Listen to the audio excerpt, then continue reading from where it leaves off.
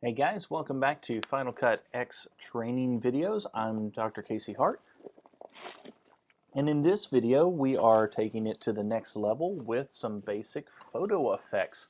Uh, Now, what I want to talk about this time is actually how to fill the screen. Now, we're working in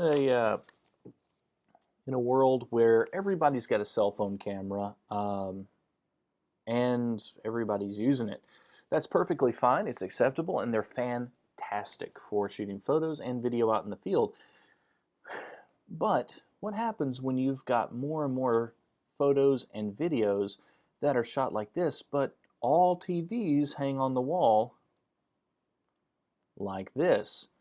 Well, what we want is to fill the screen. We don't need these bars on the side of the screen like this. And there's very easy ways of creating effects to fill the screen like this. You've all probably seen something that looks a little bit like this, where we fill with a blur in the background, and we even maybe fade the photo in and out. Over the next two videos, I want to show you how to actually do a couple of these effects. And then in the next few videos, I'm going to show you some other fun stuff we can do with photos and still pictures. So let's go ahead and get started. To begin with, we're going to start with a photo like this. Now I'm going to duplicate this photo. Now we covered this in a previous one, but I'm just going to show you again how to duplicate this. If on your keyboard you simply hold Alt, the Alt Option button, it's right next to your your space bar on your Mac, you can actually duplicate a file very easily on your keyboard. You could also use the position key then to drag it a little bit down the timeline if you wanted to make a space. So that's what I did right there. Now, I've got this isolated by itself. By the way, the duplicate button is fantastic for just duplicating things like clips, photos, lower thirds. If you've got something you've created, like say a lower third, and you've done all the fonts um, and formatting exactly the way you want it, and maybe you just want to change the text inside, duplicate can be a wonderful, wonderful feature for that. Next, we need to examine what's actually going on here. Now, in order to create this effect, where we've got the blurred out version of the photo behind the subject, what we want to do is make sure we use all of the layers at our disposal. Now, all editing programs generally give you numerous layers, and they all work pretty much the same way. Whatever is on top takes precedent over everything underneath it. Now, we already talked about this with text, but let's talk about it again with photos. If I were to scroll down, you would see that if I build up, we've got the moving boxes, and then we fade into photos. And you'll see that the photos take precedent over the moving boxes. That's all well and good, and then we would have laser effects or whatever else we wanted to use. Down here, we're actually building down, because what we're doing is putting things behind our primary photo, not above our primary image, or video in this case. So what we'll do with our playhead over our primary image, we can grab our image, duplicate it down, and I like to use the snap controls.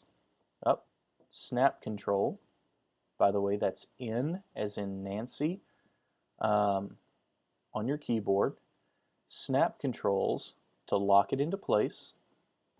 And now we don't see anything. Nothing has apparently changed. The issue is that we have literally just copied this right underneath itself. It's the same size, it's the same shape, and therefore it doesn't appear anywhere. If we were to go into the inspector and adjust the position, let's just say the X position, this is the horizontal position, you'll see it, there it is, peeking out right behind the primary picture. And then we'll reset it, send it right back to where it belongs. What we actually want to do is scale it up to fit the screen. So we'll scale it up, it covers the whole screen, and then we can adjust the Y, in this case, to give us something that's noteworthy, so people would perhaps know what it is that's behind our primary image. Easy enough, right? All right. The next thing we want to do is adjust the background picture because after all, this is a relatively busy shot, wouldn't you say? Where does the edge end and the back of the primary and the background begin? Here's where we go into our effects and find blurs. Now, there's a ton of blurs we can use, but I like to use Gaussian because it's generally just nice overall uniform blur. We would select the background, grab Gaussian, and simply drag it on top of our background image. You can also then go into a video effects and adjust how strong or weak you would like that Gaussian blur to be.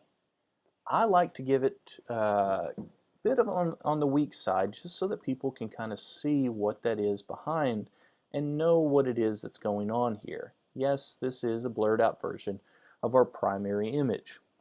That's what I like to do, but you can do it however you want. There's several other controls you can play with, but this does it for what I need it to do. Now, this fills the screen. This gives us the opportunity to see our image. And if we had, say, video here, we would have video playing in the background, blurred out, and our primary video on top. That would work just fine for cell phone video. For an image, it's just fine. We could also do something, for example, like if I wanted to select all and then type in shadow, I could grab a drop shadow, drop it on my primary image, and then maybe put a drop shadow on my primary image just to create a bit of a 3D separation between my foreground and my background. So it would look a little bit like that. Now, it's subtle, but it works. Without it, with it. Without it, with it. It's enough to just create a small separation between the foreground and the background. I hope this helps, and in the next video I'm going to show you guys how to do another photo effect on this photo called Ken Burns. Hope you tune in then.